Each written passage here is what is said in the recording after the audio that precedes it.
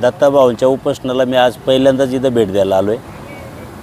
मागे 1-2 वेळा हा प्रकार घडलेला होता की जेवणामध्ये काय आळ्यांचा प्रकार, काय सोंडकिडे अशा प्रकारची 1-2 वेळा तो प्रकार झालेला होता आणि त्या प्रकाराच्या अनुषंगानं मी स्वतः माझ्या संघटनेच्या वतीनं प्रकल्प कार्यालय असेल, आयुक्त कार्यालय असेल, अगदी नॅशनल आयोगापर्यंत, अनुसूचित जमाती आयोगापर्यंत पण तक्रार केलेली होती आणि त्या तक्रारीच्या अनुषंगानं शासनाने पत्रव्यवहार करून संबंधित जे काही एजन्सी आहे सेंट्रल किचन चालवणारी त्यांना पत्रव्यवहार केलेला होता की त्याच्यामध्ये दुरुस्ती केली पाहिजे। स्वच्छता किंवा त्या आळ्या जो प्रकार आहे त्याच्यामध्ये व्यवस्थित मुलांना जेवण गेलं पाहिजे आणि दरम्यानच्या काळात आता परत तोच प्रकार त्या ठिकाणी घडलेला आहे। व्यक्तिशः त्या ठिकाणी झालेली घटना किंवा त्याच्यामध्ये काय होतं हे मी काय माझ्या प्रथमदर्शनी माझ्या डोळ्यांनी पाहिलं नाही, परंतु जेव्हा पेपरमध्ये आलं, बाईटमधून आलं, सगळ्यांच्या तोंडामधनं तेच आलं का बा त्या जेवणामध्ये आळीच होती। काहींचं म्हणणं होतं का त्या राजम्याला काहीतरी ते छोटा मोड आलेला होता, असं हे काय आहे। तर त्याची खरं तर लॅबमध्ये पूर्ण तपासणी करून जो काही निष्कर्ष आहे, जो काही अहवाल आहे, त्या अहवालाच्या नुसार सत्यस्थिती त्याचं जे जबाबदारी कोणावरती निश्चित झाली पाहिजे त्याचं खरं तर त्या ठिकाणी शासनामार्फत दखल घेतली पाहिजे आणि विशेषतः राज्यामध्ये अनेक ठिकाणी सेंट्रल किचन ही कन्सेप्ट राबवलेली आहे। त्या ठिकाणी ती मोठ्या प्रमाणामध्ये शासनाने खर्च केलेला आहे आणि म्हणून माझी दत्ताभाऊला असेल किंवा बाकीच्या सर्व कार्यकर्त्यांना विनंती असेल की खरं तर हे उपोषण आपण इथं करण्यापेक्षा खरं आपण आमदार साहेब यांना बरोबर घेऊन, आजी माजी आमदार असतील, आजी माजी खासदार असतील, यांना बरोबर घेऊन खरं तर आपण मंत्रालयाच्या दारामध्ये या निमित्तानं हा राज्याचा प्रश्न आहे आणि जे 25-26 आमचे आदिवासी समाजाचे आमदार आहेत त्यांनीसुद्धा याची दखल घेतली पाहिजे की राज्यामध्ये अनेक ठिकाणी विविध ठिकाणी आश्रमशाळा आहेत, वसतिगृह आहेत, त्यांना हे निकृष्ट दर्जाचं जर जेवण जात असेल तर मुलांची खरं तर त्या ठिकाणी कुचंबना होती, त्यांच्या आरोग्यावर परिणाम होतो आणि म्हणून दोष निश्चित कोणावरती करायचा। तर या बाबतीमध्ये शासन स्तरावरती सचिव असतील, मंत्री महोदय असतील, यांच्याबरोबर हे 25-26 आमदार एकत्र येऊन हा कुठंतरी याच्यावरती तोडगा काढला पाहिजे अशी माझ्यासारख्या कार्यकर्त्याची भूमिका आहे। माझी दत्ताभाऊंना या निमित्तानं हीच विनंती आहे की आपण या तालुक्याचे आमदार साहेब यांच्या माध्यमातून आपण मंत्रालयावरती खरं तर आपण त्या ठिकाणी पाठपुरावा करणं गरजेचं आहे आणि आमदार साहेबांनी केलेलं आहे असं मीडियाच्या माध्यमातून माहिती समजलेली आहे, परंतु त्याचा पाठपुरावा करून त्या ठिकाणी याच्यामध्ये बदल कसा चांगला करता येईल आणि मुलांना दर्जेदार आणि उच्च दर्जाचं जेवण कसं देता येईल ह्या पद्धतीनं खरं तर विचार केला पाहिजे।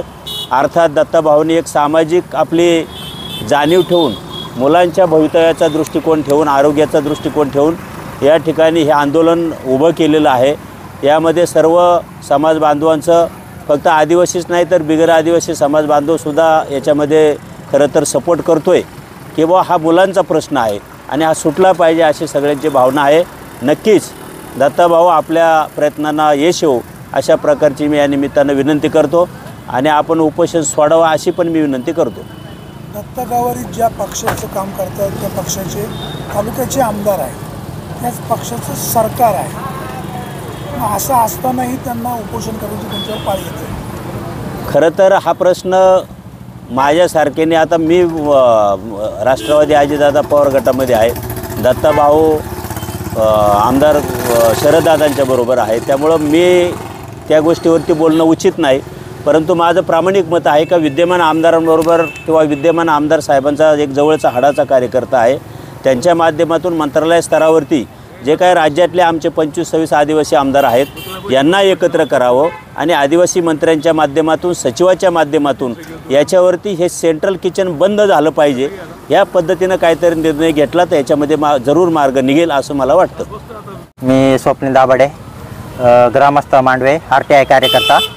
तर जे झालेलं आहे आश्रमशाळेतला प्रकार आहे, जो अन्नात वगैरे आळ्या वगैरे, सोंडे वगैरे हे वारंवार घडत आलेत, पण याच्यात काय करतं प्रशासन, आपण किती सांगितलं प्रशासन याला कुठेतरी वेगळा अर्थ देतो, लपवण्याचा प्रयत्न करतो। यांचा जे भ्रष्टाचार आहे, दूषित अन्न येतं यांना, ते कमी क्वालिटीचे अन्न दर्जाचं वापरलं जातं। नेमकं म्हणजे का शाळेत पोरांना, आदिवासी पोरांना कमी क्वालिटी जातात, हे स्वतः हाय क्वालिटीचे अन्न खाता आणि शाळेतल्या पोरांना कमी क्वालिटीचं अन्न देता, कारण त्याच्यात आळ्या वगैरे सोंडे वगैरे ओले जातात, त्यांचा रेट कमी राहतो, ते कमी भावात खरेदी करून ते देतात. आणि हे स्वतःच्या घरामध्ये बघायचं यांचं अन्न स्पेशल शुद्ध अन्न राहतं, चांगल्या क्वालिटीचं. आमच्या पोरांना हे असं अन्न देता खाऊ घालायला, तरी यांना आता तिथं समोर दिसलेलं आहे ते विषय, हे बोलतात त्याला अंकुर वगैरे आले. आता सगळे डोळ्यांचे एकाचा विषय झाला, तुमचा एकाचा विषय नव्हता अंकुर आहे, बाकीचे सगळ्यांनी बघितले ना, ते तुम्ही झालेला प्रकार ते भाज्या वगैरे फेकून दिला, ते ठेवायचं ना तसं. मग तुमचं खरं होतं ना, अंकुर होते, किती अंकुर दिसले असते. मग हे प्रशासन पण याला हात घालते कुठे. हां, कृषी कारवाई झाली पाहिजे आणि हे प्रशासन दडपण्याचा प्रयत्न 100% करणार. मी तुम्हाला सांगतो, हे प्रशासन आपलं असं झालं नाही का, जिथं खऱ्याची बाब आहे तिथं लपवलं जातं. भ्रष्टाचार लपवायला यांची यंत्रणे हालतात, भ्रष्टाचार काढायला यांना हलवावं लागतं. ही आजची परिस्थिती झालेली आहे. आणि ट्रबल एरियामध्ये लक्ष देते नाही कोणी एवढं, आदिवासीच्या यांना ग्रामीण भागात नाही देते कोणी. आमच्या इकडचे रोड बघा, शाळेतले पोरं बघा तुम्ही, जे आहे सुविधा हेच खाऊ राहिले सुविधा, तर काय अर्थ याला. तर याला आमचं सगळं जाहीर पाठिंबा आहे. यांच्या मनानुसार झालंच पाहिजे, म्हणजे निलंबत वगैरे सरळ कारवाई झाली पाहिजे आणि अनुचित प्रकार पुढे हां, जे दोषी न सगळे आहेत ना का, जे अधिकारी पण लपवलं गेलं ना हे प्रकरण, जे आता अंकुर वगैरे दाखवलं असं विषय केलं, सगळ्यांना कारवाई झाली पाहिजे वरून खालीपर्यंत. जे अन्न कुठून घेतात ते क्वालिटी दर्जा, इथून पुढं सगळा क्वालिटी दर्जा चेक केला पाहिजे, किती येतो.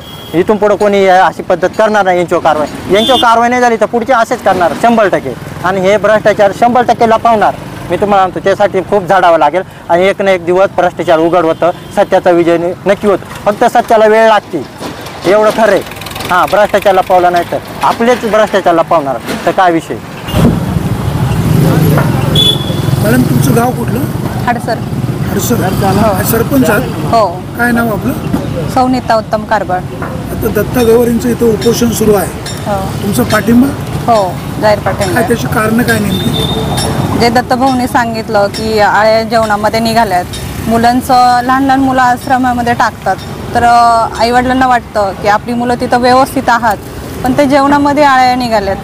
तर मग दत्तभाऊंचं एवढंच म्हणणं होतं की आळ्या निघाल्यात तर मग तुम्ही तिथं त्याची चौकशी व्हावी, म्हणून त्यासाठी आमचा जाहीर पाठिंबा आहे. नमस्कार, मी जुन्नर तालुका लोकनियुक्त सरपंच उपसरपंच संघटनेचा तालुका पेसा क्षेत्राचा अध्यक्ष आहे.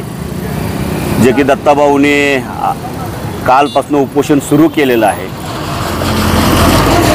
सेंट्रल किचनच्या संदर्भात खऱ्या अर्थानं आदिवासी समाजामध्ये असंतोष आहे आणि शासनाने सुद्धा सेंट्रल किचनची ही योजना बंदच केली पाहिजे. खऱ्या अर्थानं स्थानिक लोकांना रोजगार पण मिळत नाही, त्याच्यामुळं स्थानिक रोजगार सेंट्रल किचन बंद करणं हा पार्ट वेगळा आहे. दत्ता गवारींचं जे उपोषण चालू आहे ते उपोषण कितपत योग्य अयोग्य, त्यांनी जी मागणी केलेली आहे कितपत तथ्य? त्यांनी जी मागणी केलेली आहे ती एक दृष्टीने योग्यच आहे. का योग्य आहे तर प्रत्यक्षात त्यांनी त्या शाळेच्या मुख्याध्यापिका म्हणतायत आळ्या होत्या, अधिकारी म्हणतात आळ्या नव्हत्या. म्हणजे जो हा सावळा गोंधळ चाललेला आहे प्रकल्प आणि शाळेंमध्ये, हा थांबवण्यासाठी दत्ताभाऊंनी उपोषण करणं गरजेचं आहे असं मला वाटतं. आणि आदिवासी मुलांना जे बासं जेवण मिळतंय ते पण थांबलं गेलं पाहिजे. त्याच्यामुळं आज दत्ताभाऊंनी उपोषण केलं तर निश्चितच जुन्नर, जे आंबेगावमध्ये सेंट्रल किचन आहे ते जुन्नरमध्ये केलं जाईल. हा एक 25-30 किलोमीटरवरून अन्न या ठिकाणी आणलं जातं तर ते थांबलं पाहिजे. त्यांच्याकडे ब्रँच करावी का ते इकडे शिफ्ट करावं? इकडे एक ब्रँच केली तर काय हरकत आहे. 7 आश्रमशाळा आहेत जुन्नर तालुक्यामध्ये आणि त्याच्यासाठीच एक शाखा इकडे ओपन केली तर काय अवघड नाही आहे. हो, पाठिंबा आहे आमचा. तालुक्यातल्या सर्व पेसा क्षेत्रातल्या 47 सरपंच आहेत, त्याच्यापैकी अनेक सरपंच आहेत. इथे घाटघरचे सरपंच आहेत, इथं प्रदीप भांगे पिंपळगाव जोग्याचे सरपंच आहेत, हाडसरच्या नीताताई कारबळ आहेत आणि दत्ताभाऊ डेंगळे गेले. आदिवासी आश्रम शाळेमध्ये आदिवासींची गोरगरीब मुलं शिकतात. हो, आदिवासी जनतेच्या सगळ्या पुढाऱ्यांचा पाठिंबा. हे बघा, आम्ही सरपंच म्हणून आम्हाला लोकांनी निवडून दिले, लोकनियुक्त सरपंच आहेत. आमचं समाजाप्रती ऋण आहे आणि आम्हाला जे योग्य वाटतं त्यासाठी आम्ही इथे आलो दत्ताभाऊला पाठिंबा देण्यासाठी. इतरांना काय आव्हान? इतरांनी सुद्धा येऊन चांगल्या गोष्टीसाठी एकत्र आलं पाहिजे. कारण दत्ताभाऊने आज उपोषण केलं तर त्याचे निश्चितच भविष्यामध्ये चांगले परिणाम निर्माण होणार आहेत आणि त्याच्यासाठी सर्वांनी येऊन पाठिंबा द्यावं. अशा सर्व तालुक्यातल्या आदिवासी कार्यकर्त्यांना विनंती आहे माझी.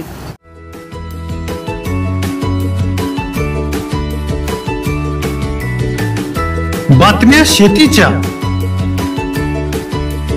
बातम्या मातीच्या, बातम्या अन्यायाच्या, गुन्हेगारीच्या,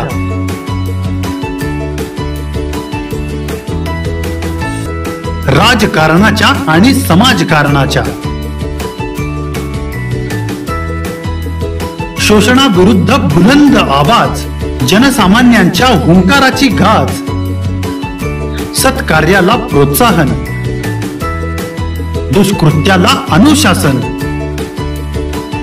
निर्भीड, निस्पृह, सडेतोड, बेधडक आणि रोखटोक म्हणजेच विघ्नहर टाइम्स. शोध बातमीचा, ध्यास सत्याचा. आपलं चॅनल, आपली बातमी. सबस्क्राईब तर कराच, पण बेल आयकॉनवर क्लिक करायलाही विसरू नका.